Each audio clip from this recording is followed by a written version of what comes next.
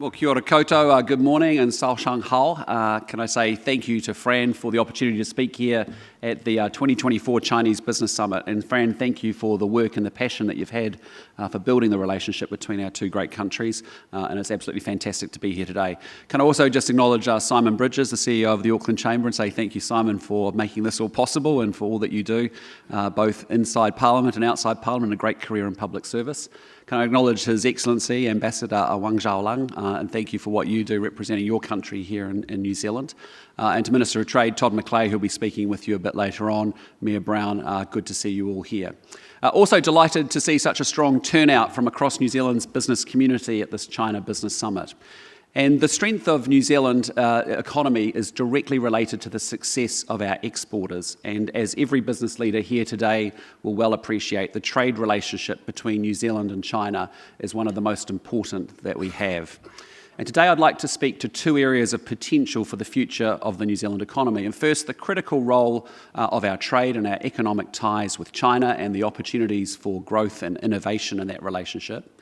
And secondly, our approach to assuring New Zealand's prosperity and security and our engagement in the Indo-Pacific region. As you all know, trade is the lifeblood of our economy, supporting a quarter of all jobs in New Zealand. And for those working in export industries, their incomes are higher too, earning almost 7% more on average compared to other sectors. And trade helps businesses too. Exporting firms are 25% more productive and they grow faster than non-exporting firms.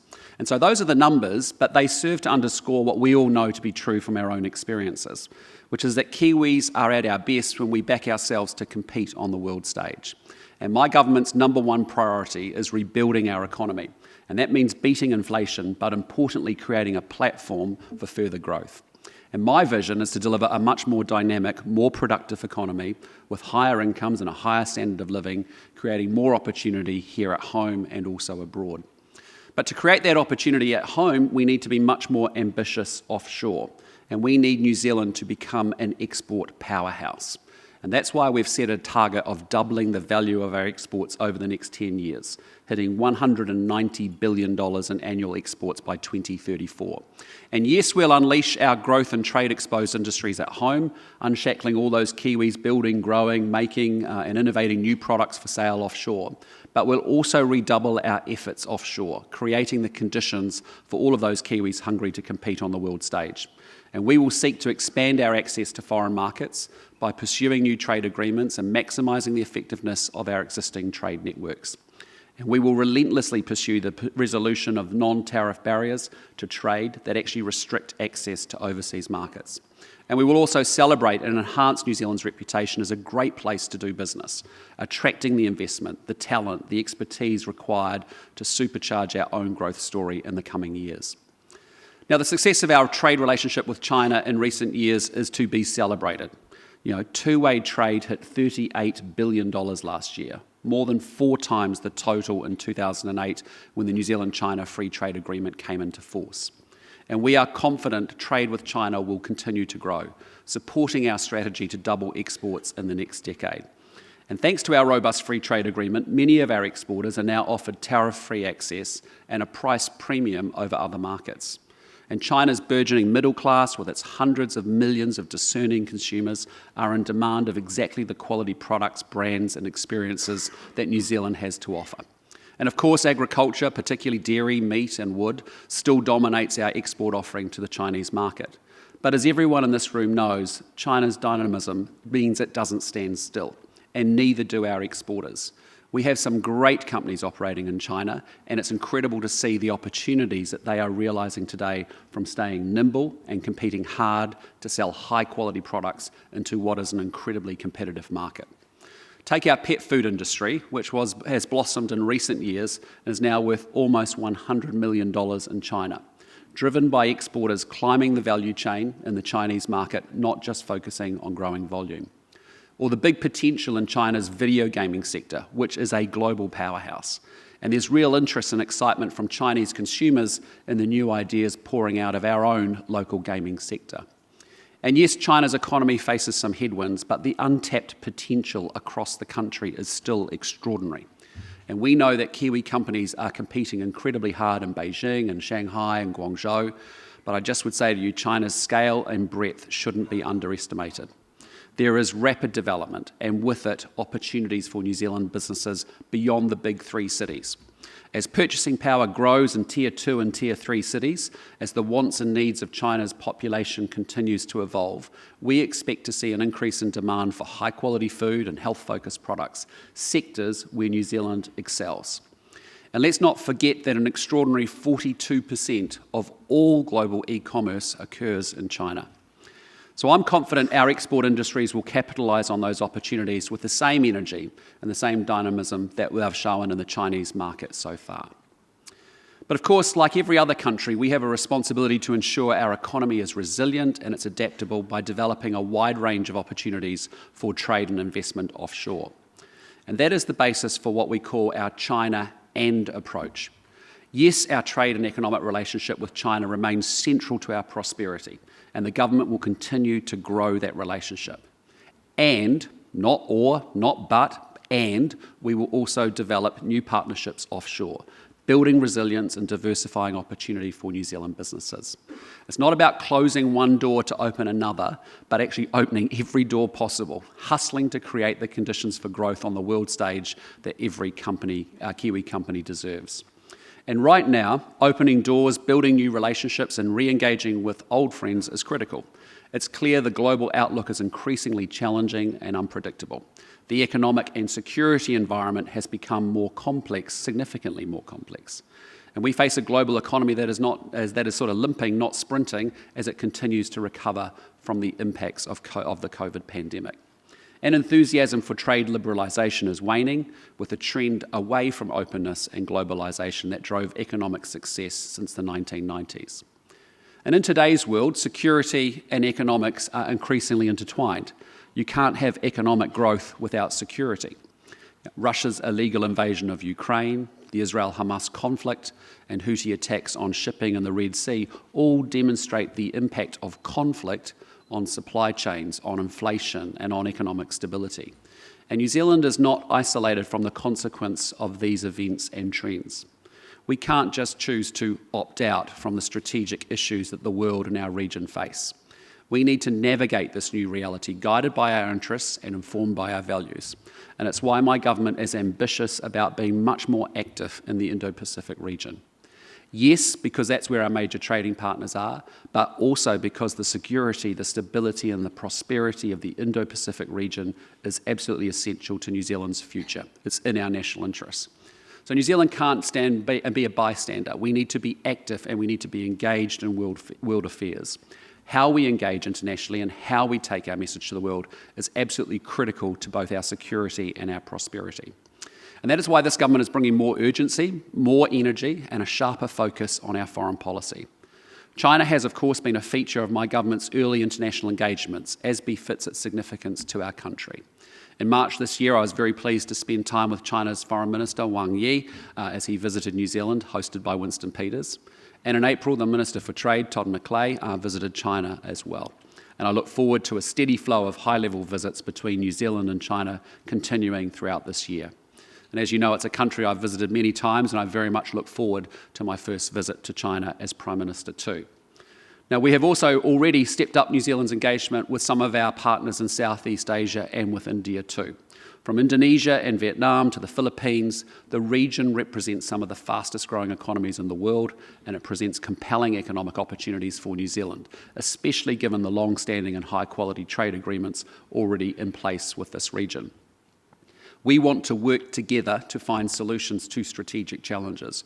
We want to showcase New Zealand's role as a key partner, a sustainable tech innovator, a source of high-quality food, and an attractive destination for tourism and students and investment.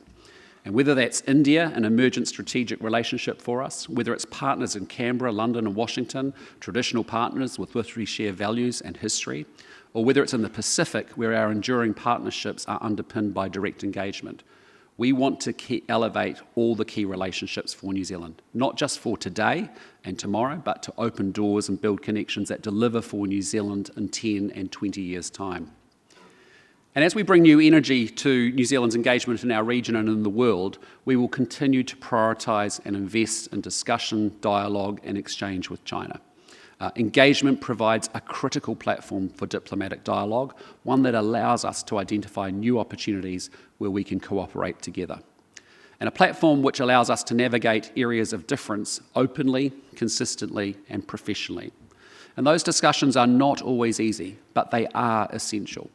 So where New Zealand and China disagree and have different views, we will always act to preserve, to protect, and to promote our national interests. Managing differences and divergent views is neither surprising nor new, nor should it be shied away from. And I strongly believe that our long-standing and mature relationship allows New Zealand and China to speak frankly and constructively where we have different views. And it is clear that as China's power and influence have increased, so too have the areas of difference that we've had to navigate. We have different political systems and different starting assumptions and values, and so it is only natural that we speak to New Zealand's core values, such as human rights, which we have consistently and predictably raised with China and advocated publicly on. New Zealand has always been an outward-looking nation and a nation of traders. To continue to do this successfully, we need stability and we need security in the region. And we need to continue to protect and to strengthen the current international rules-based system that governs global affairs and that both New Zealand and China have agreed to and have benefited from. Because stability is no longer guaranteed. And over the last 2 years, we have seen too many times that long-standing tensions can boil over into armed conflict, causing unimaginable suffering, insecurity, and heightened tension worldwide. And we are therefore concerned about rising regional tensions and increasing incidences that threaten peace and stability and prosperity closer to home, including in the South China Sea. And we have made clear our expectation that all countries, including China, will comply with international law, particularly UNCLOS. And on these issues, we must be clear that New Zealand's interests and prosperity are directly at stake. Taking another example, a serious escalation in the Taiwan Strait would have profound consequences for New Zealand, our region, and the world. New Zealand has a great future ahead of us, and in this, China remains a strong economic opportunity for Kiwis, firms, and businesses. And we should celebrate our successes so far, but also aim to do more, to be better, and to be more prosperous and more ambitious, acting strategically and bringing intensity to meet our goal of doubling exports in the next decade. We look forward to continuing to work closely with China, maintaining a constructive relationship and pursuing opportunity and cooperation where it is in our joint interest, while also speaking frankly with each other where we have different views. Finally, can I say thank you to all of you whose efforts have fostered the understanding, the trust and the cooperation that has been so critical to New Zealand achieving success in China. It is your determination that has driven so much prosperity and success in recent years. And it's your efforts and expertise that will allow us to continue to create so much more opportunity both in China and around the region in the coming years. Thank you. And with that, happy to take questions. Thank you, Fran. Thank you, Prime Minister. While Slido is getting powered up, I'd like to ask you a little bit more about the steady flow of high-level visits that you talked about. And of course, your own visit to China as PM. There's been comment in major Australian media just in the last few days that plans are well advanced there for a visit by Chinese Premier Li next month. And the natural conclusion from having Wang Yi come here is that we will also get a high-level visit. Now, I appreciate you may not want to comment directly on that, but in broad terms, what does your government hope to achieve through such visits? Well, look, I mean, those visits are so important, and I want to see a constant diet of high-level engagement between all ministers from New Zealand to China and vice versa. I honestly believe engagement, interaction, talk, conversation, building rapport, building relationships is absolutely critical. So you are right. We've had Foreign Minister Wang Yi out here to New Zealand, which was wonderful. We've also had Todd McClay, as I said, in China already, and we'll have a series of engagements. As to who and when, I'll let the ambassador announce that in due course as he wishes. Yeah. Just on that, I mean, one of the takeouts from your trip to Southeast Asia is that we need to do much more to put on a show of welcoming high-level visitors. Any thoughts on that in respect of any Look, I mean, future visit? I guess what you're hearing from us is that, to be honest, I feel in the last 6 years we've been very inward-looking, and I talked about this in the campaign. I want New Zealand to be much more ambitious, more aspirational, to be out there in the world hustling. I want us to get our mojo and positivity back, and when you sit here with a country of 5 million people in a world of 195 countries and 8 billion people, that is a huge amount of opportunity that sits out there. And if you think about China, and you'll see a lot of people talking about it and saying it's slowing down and the demographics are going to work against it. It is an immense country that has rapidly rising amounts of middle class, and New Zealand businesses only need to find and target the right consumer niche to do exceptionally well. And I think when you think about some of those big markets, it's about actually being very, very targeted on channels, on geographies, on consumer niches, and building your business very intentionally in those spaces. So, long story short, is what you're hearing is that, we're going to go out in the world and we're going to be, we've got to build our economic interests. And as I've said before, our economic and security interests are very much interlinked. You've talked earlier about areas of cooperation. Clearly, the agreement between the strategic partnership between our two countries is 10 years old. Have you any thoughts about what the next 10 years might include? Well, look, I mean, I think there's our traditional areas where we've done well in trade. We talked about primary industries in particular, dairy, meat, forestry, those things. But there is also huge opportunities in the areas of climate change. As you will have seen, even in Southeast Asia, a lot of our conversation was very dominated by, what are we doing around renewable energy? There's huge opportunities, as you see, with China and New Zealand to think about what we can do in those spaces together. I think there's a lot more, as I alluded to, around gaming and other things, and in the tech space, some of the tech spaces. So, we're going to continue to build it out. We're going to continue to deepen our relationship and our trade with China. It's just that I don't want people misunderstanding it's China and, not China or. Yeah. Thank you. Prime Minister, we also have in the room many Chinese firms, from banking, from airlines, from dairy, right across the board. You're also looking to liberalise the foreign investment platform in the future for New Zealand. And your ministers have indicated some investments will be scrutinised through a security lens. What does that mean for Chinese investors? Well, look, I mean, we have a country-neutral approach to foreign direct investment to New Zealand. As some of you will be aware of, I think when I last looked at it, we were the second worst in the OECD at welcoming foreign direct investment into New Zealand after Mexico. And so we have a much bigger job to do to make sure that if you're sitting overseas and you've got money to invest, that New Zealand looks like an attractive place to do that. What we're focused on is making sure we get the resource planning and consenting pieces right, we get the funding and the financing pieces right, and then we make sure that we're an attractive place for capital to come to. So, as I said, we've got a country-neutral approach. We obviously have national security and interests tests that we have as part of that. That'll be our normal sort of process, but we want to be much more welcoming of capital, both domestic and foreign, to be able to deal with some of the challenges we've got, particularly when you think about infrastructure deficits across the country as well. So, it's about making sure we get the macro settings right, and as to where that investment, how we bring that investment to New Zealand, that's something that we'll work our way through.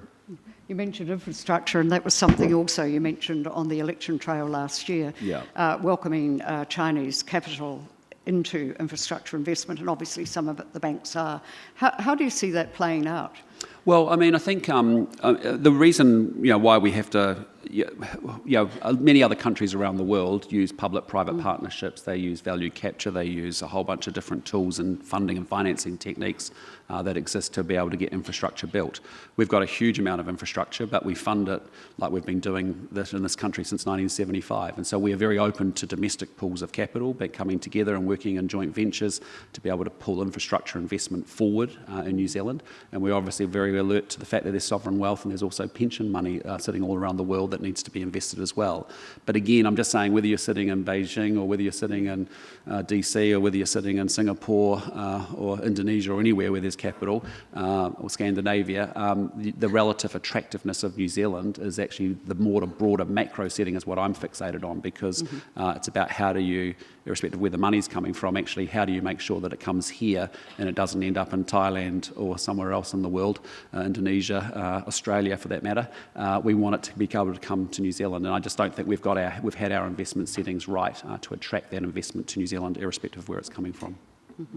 Prime Minister, one of the questions we've had from the floor is from Pat English, who was a former Trade Commissioner to China.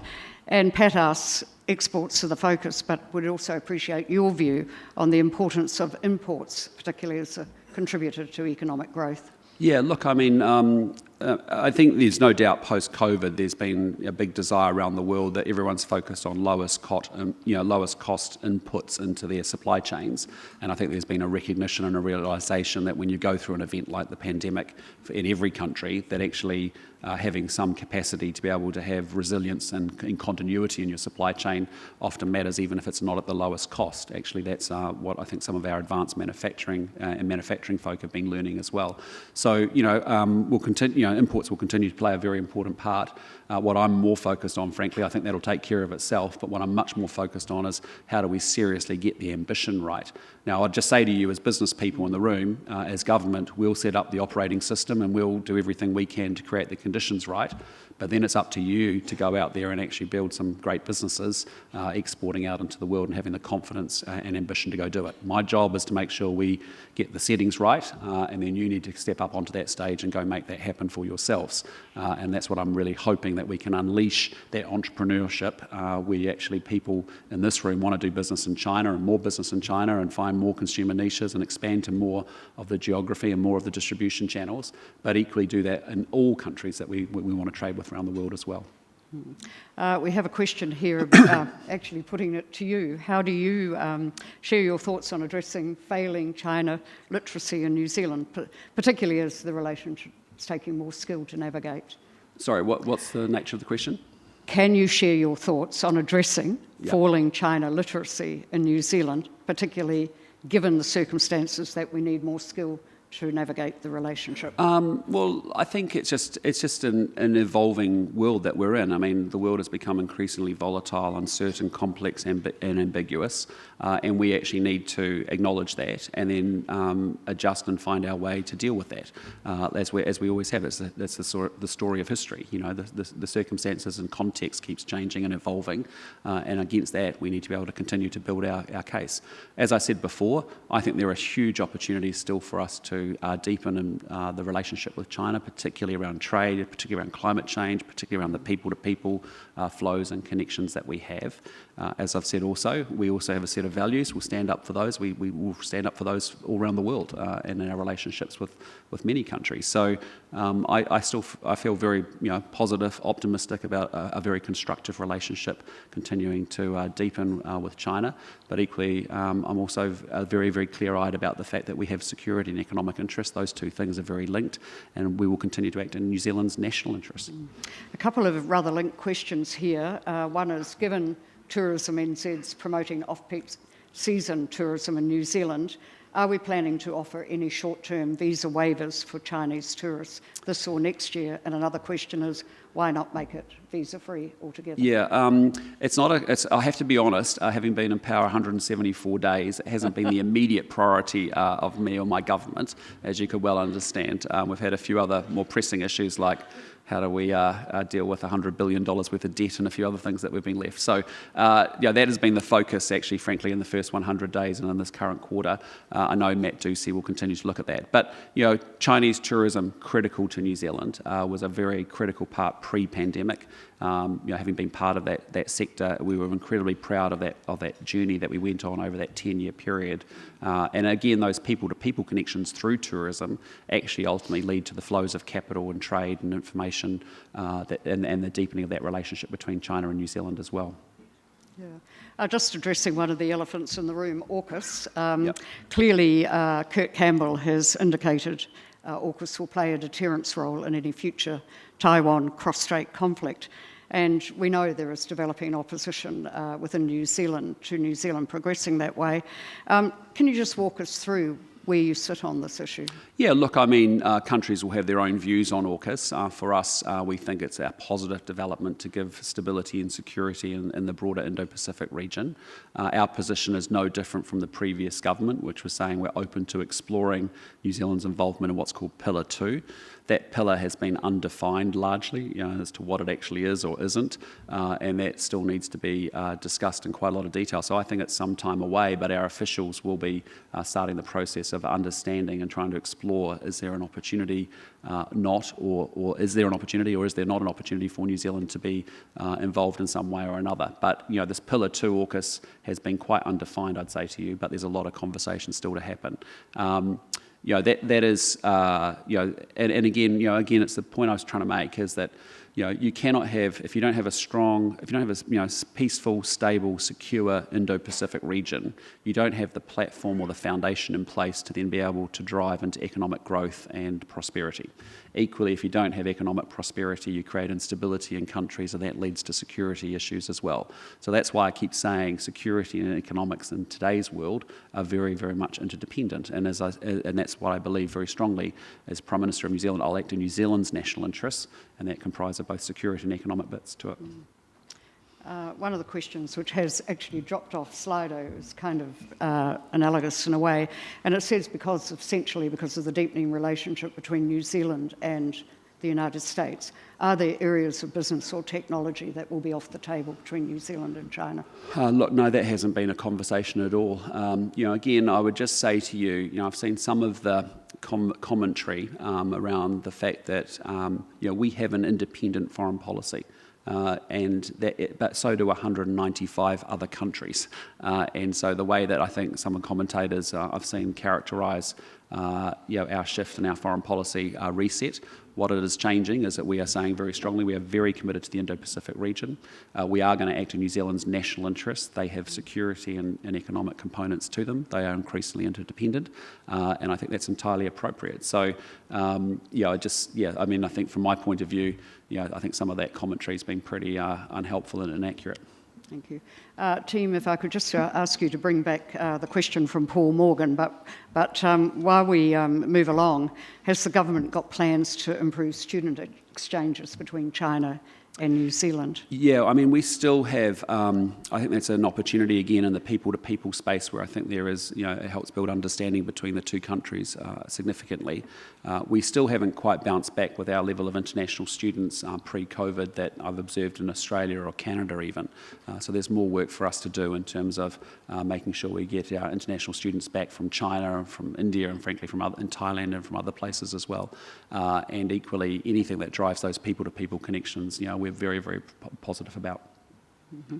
The question from Paul, Prime Minister, to achieve the government's export growth access to investment capital and financial markets is critical. How do we improve our FDI outcomes?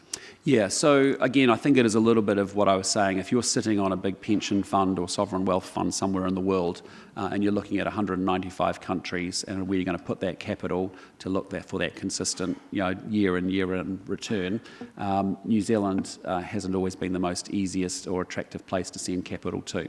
So if you want to partner and do a JV on infrastructure, well actually given our resource planning consenting times, that doesn't kind of work. It is absolutely insane in New Zealand that it takes 8 years to consent a renewable wind farm and 2 years to build it. That should be a 1-year consenting process, 2-year build. You get the benefit in 3 years, not 10 years. So that's an example where we have let our planning and resource consenting get out of control. Our costs have doubled to $1.3 billion a year. The time frame's doubled. And frankly, if you're sitting in other capitals around the world and you put yourself in their shoes with their cash, why would you bother coming here to do something when it's just too damn hard? So that's why I say it's an obstruction economy. So we're working very hard on those bits. We then have to work very hard on bringing to New Zealand the funding and financing tools that many countries around the world have used for many decades now. So public-private partnerships, value capture, toll roads, all those sorts of things that exist that actually make that work. And we want to create ultimately a national infrastructure agency that will then interface with domestic pools of capital, international pools of capital, get the right funding mechanism in place for the right kind of project. We plan to move pretty quickly through that. And then I think your point is, yes, how do we make it so that it's open for business? And some of us in the room have visited Ireland and we've seen a different mentality where it's a customer mentality. If you've got foreign capital and you want to bring it to New Zealand, it's welcomed and it's appreciated, and there's a process by which you are encouraged to make those investments and to partner with local firms. And by doing that, you lift the knowledge transfer between a good frontier global firm as well as a good domestic firm in country. country as well. So I think those are the things that we have to do to get foreign direct investment sort of settings right, and that's something that we're very determined. There are 5 things that we're focused on for the long-term prosperity for New Zealand. The first is you've got to have a world-class education system. You have to embrace science, technology and innovation. Thirdly, we have to have modern, reliable infrastructure. We need to get rid of red tape and have smart regulation, and make sure we've got better competition. And the fifth thing is, which is what we're talking about today, is stronger international connections to the world. And that's about export growth, but it's also about attracting inbound investment as well. We've had a number of questions dealing with China's EV market, and not just spurred by the BYD vehicle outside, I have to say, but also the solar industry there and the role that could play in decarbonising the New Zealand environment. Yeah, I mean, that's one of the areas I said is just of huge opportunity and cooperation between China and New Zealand that we should continue to deepen. We have huge opportunities, as we said, in the trade space. We have huge opportunities in the climate space, and there are some great examples, where there's collaboration between New Zealand and China in that space is actually is fantastic. I've seen the BYD signs up and down the country as well. I was in Nelson the other day talking to one of the big dealers there, and that's fantastic. You see the solar panels.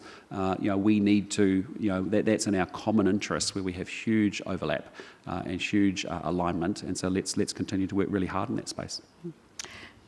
A question from Mark Piper. What are you most optimistic about for the future of the New Zealand-China relationship, and what needs to happen for this to be delivered? I'll just say I'm optimistic about New Zealand, period. So, I honestly think about what could New Zealand look like in 2040. And I picked that date because it's 200 years on from the Treaty of Waitangi. And I just think, man, we should have no excuses for why we can't build a absolutely fabulous country that's doing incredibly well. Why? We sit bang smack in the middle of the Indo-Pacific region, the fastest growing part of the world, with big opportunities like China, but also other markets in that region. We have abundant natural resources. When so many countries are worried about how they're going to supply electricity to their people, we don't have those problems. Yes, we've got challenges, but we've got abundant natural resources. We've got strong social institutions. We've got a modern multicultural country built on bicultural foundations. We've got incredibly talented people. So I think we need to get the mindset right, which is that we're about growth, we're about ambition, we're about aspiration. We want to celebrate excellence. We want to get out there in the world and hustle and make things happen for ourselves. And so, in general, I feel pretty fired up every day about that's what our ambition and that's what our goal is. Yes, we've got some short-term challenges that we've got to deal with, and we've got to get out of the hole that we've been gifted, but we can do that together. It does require us to work together, I think, in quite a different way. As I've said publicly, I think government and business have worked in a parent-child way over the last few years. It needs to be an adult-to-adult way. In government, what I can do is set up the rules and the parameters and the operating system. In business, you will move with great speed, scale and execution. And our community organisations, the third actor, will actually see the hurt, the pain, the need, the frustration. Now, those 3 actors in our society all need to work together in a very constructive way on the challenges that we've got, but also the huge opportunities that we have. So I feel incredibly optimistic about that. I look at China and I think about it just from a business point of view. If I was a business person again, just massive opportunity still untapped. When you come from a country of 5 million people and you're looking at markets like China, big markets like Western Europe or North America, you just need to find the slither of consumers that actually will propel and drive your business.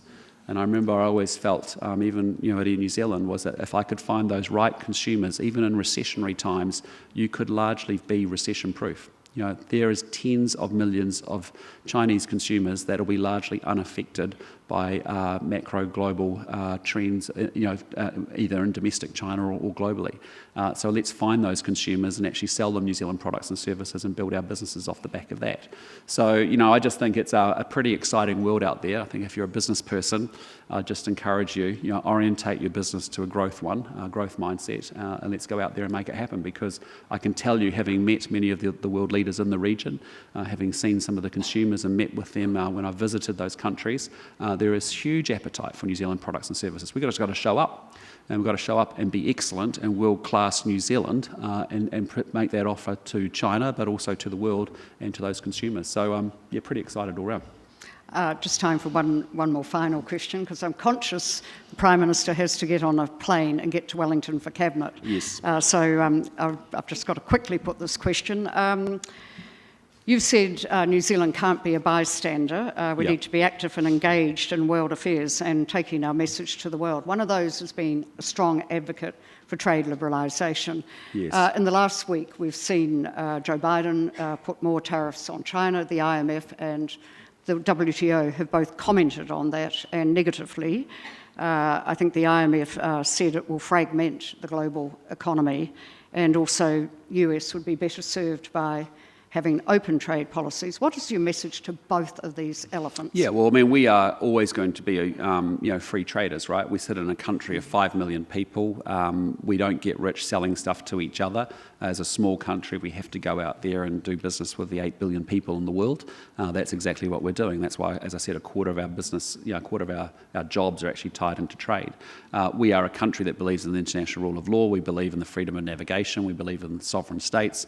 But we are a trading country and a trading nation, and anything that enables us to do that is so important. I had a good conversation with Prime Minister Lee about that, because essentially it was Singapore and New Zealand that then ultimately kicked off what became the CPTPP, because we have those values as small trading nations where those things are important to us. There's no doubt about it. The world has moved to a much more protectionist, has been less about trade liberalisation, and that has actually powered a huge amount of growth since the 1990s into the global economy, and we will continue to advocate for free and open trade, because that is in New Zealand's national interests. Again, that's what we believe, and it's how we do well in the world. So those things are important to us, and so it is frustrating when you see incredibly countries around the world closing up their borders and actually walking away more from that agenda. Thank you very much, Prime Minister, for that candid answer. Yeah, no, sorry? A candid answer. Well, hopefully. But I mean, I just want to say to all of you in the room, there is huge opportunity in this relationship. Yeah. And as business people on both sides, in China and in New Zealand, I think there's a huge amount more to play for, and a lot more to do. So I just want to encourage you, enjoy the rest of the today. I think you've got a fascinating agenda and lots of different stimulation and topics. And as Fran said, the great thing about this program is that actually everybody can come in here and we can put the issues on the table, the good, the bad, and the challenging, and at least engage with it and be thoughtful about it as well. And the more that we can, as business people, understand not just the business dynamics, but also the political dynamics and the social dynamics of what's going on in the world, but also in these particular markets like China and like others, that's a good thing to do. So again, thanks so much for coming along today. Really appreciate it. Good. Thank you so much, Prime Minister. Take care.